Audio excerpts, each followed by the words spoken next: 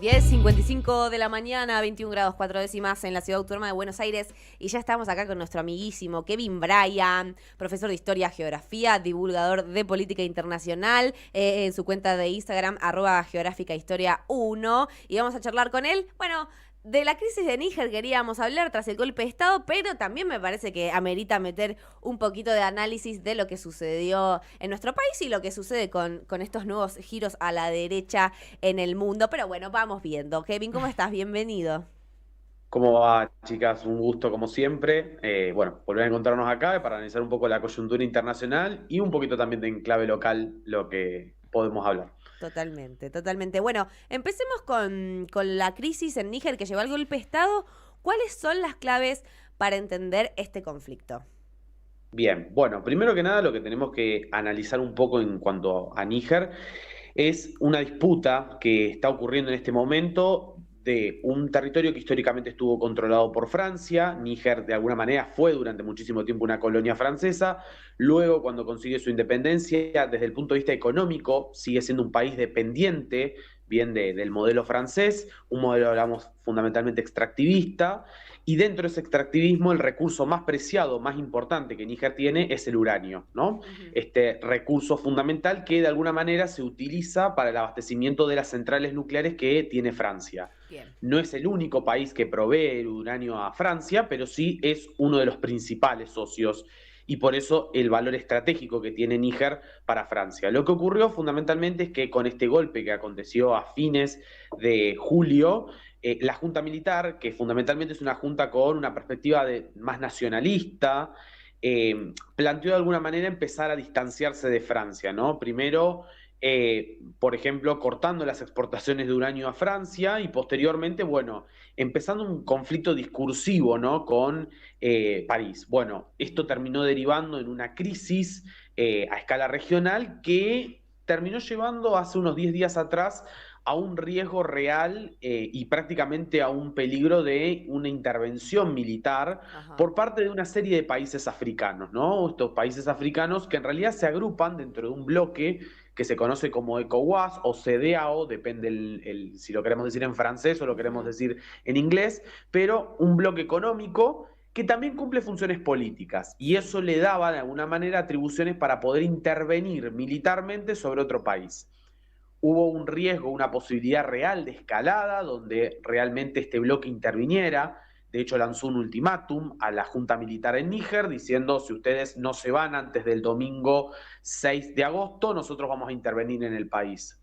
Cuestión, llegó esa fecha y finalmente no hubo una intervención militar por muchas razones. Bien, primero que nada, podríamos decir porque no hubo consenso hasta el momento de todos los actores de ese bloque, o sea, no estaban todos de acuerdo con intervenir militarmente, y Ujú. aparte con protestas, ¿no? Protestas al interior de esos países diciendo no queremos una guerra contra un país hermano, ¿no? Contra un país que forma parte al fin y al cabo de la comunidad africana. Entonces, se generaron todas estas situaciones que terminaron llevando a una especie, digamos, de congelamiento, ¿no? En el medio, esta junta militar anunció un gobierno de transición, nombrando civiles en distintos ministerios y demás, y llegamos al escenario actual en el cual de ese conflicto, de esa crisis, hasta el momento no tuvimos una intervención militar, de hecho parece cada vez más lejos, afortunadamente, la opción Ujú. militar, aunque no se puede descartar, pero digamos que llegamos a un escenario donde la Junta permanece en el poder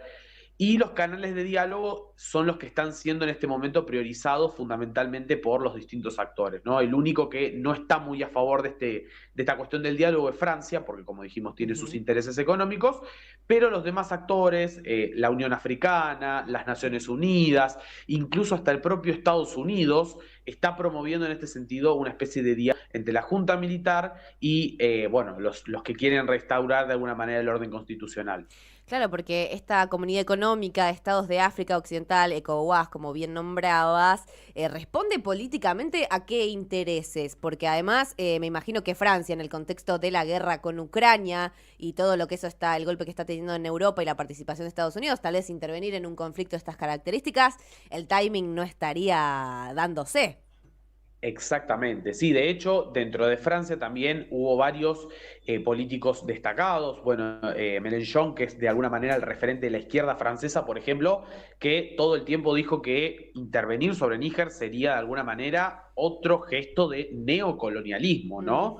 Entonces, de alguna manera, como que planteaba que estamos por un lado criticando a Putin, pero por otro lado nosotros nos queremos meter o queremos tener incidencia sobre los asuntos internos de otro país. Entonces, se generó allí una cuestión, una retórica muy interesante para analizar y sin lugar a dudas este bloque, la ECOWAS, la CEDEAO, mejor dicho, tiene una particularidad. De alguna manera siempre estuvo muy estrechamente ligado a los intereses franceses, ¿no? ahí va. Y también esta cuestión de, bueno, se notó en la perspectiva inicial, no vamos a intervenir, vamos a entrar como fuera.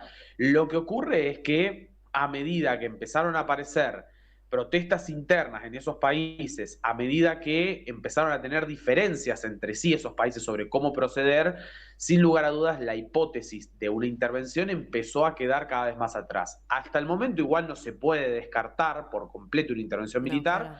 pero digamos que está cada vez más complicado desde el punto de vista jurídico poder justificar esa intervención. De hecho, el día de hoy, los medios franceses estuvieron haciendo eco y ahora también medios africanos con este anuncio de la Unión Africana de rechazar cualquier intervención militar, bien, sobre Níger. O sea, este bloque, la CDA o la ECOWAS, le había pedido autorización a la Unión Africana para analizar la posibilidad de intervenir militarmente. Bueno, hoy mismo la Unión Africana rechazó con su Consejo de Paz y Seguridad este proyecto. Entonces, digamos que está perdiendo un marco legal Mm, por completo cualquier intervención. No significa que no se pueda claro, hacer, obvio. pero el marco legal no estaría.